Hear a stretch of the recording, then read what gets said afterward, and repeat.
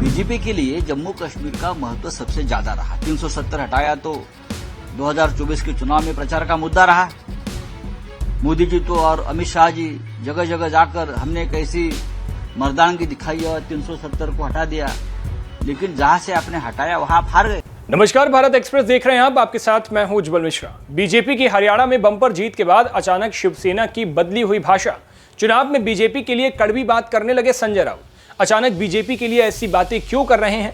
कहीं वो बीजेपी के पाले में जाने के लिए डोरे तो नहीं डाल रहे? क्या शिवसेना महाराष्ट्र के विधानसभा चुनाव का गणित समझ चुकी है?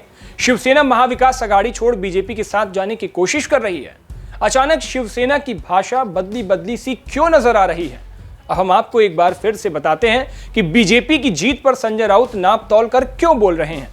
क्या शिवसेना अपने पुराने साथी के साथ महाराष्ट्र चुनाव में जाना चाहती है? बीजेपी के लिए जम्मू कश्मीर का महत्व सबसे ज्यादा रहा। 370 हटाया तो 2024 के चुनाव में प्रचार का मुद्दा रहा।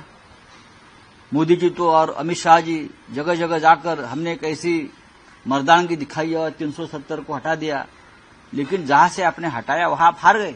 भारतीय जनता पार्टी ने जो चुनाव लड़ा है वो बहुत ही बेहतरीन तरीके से लड़ा है। हारी हुई बाजी बीजेपी ने जीत ली, ये मान्य करना पड़ेगा। शिवसेना की भाषा अचानक हरियाणा में मिली बीजेपी की जीत के बाद बदल गई है।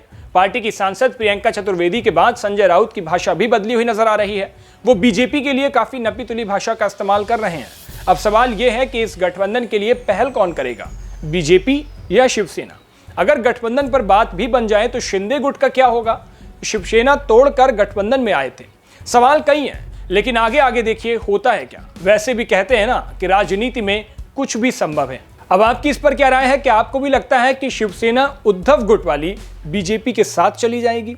फिर अगर चली भी गई तो शिंदे गुट का क्या होगा? अपनी राय हमें कमेंट बॉक्स में जरूर बताइएगा। देश और दुनिया की बाकी तमाम खबरों के लिए देखते रहिए भारत एक्सप्रेस।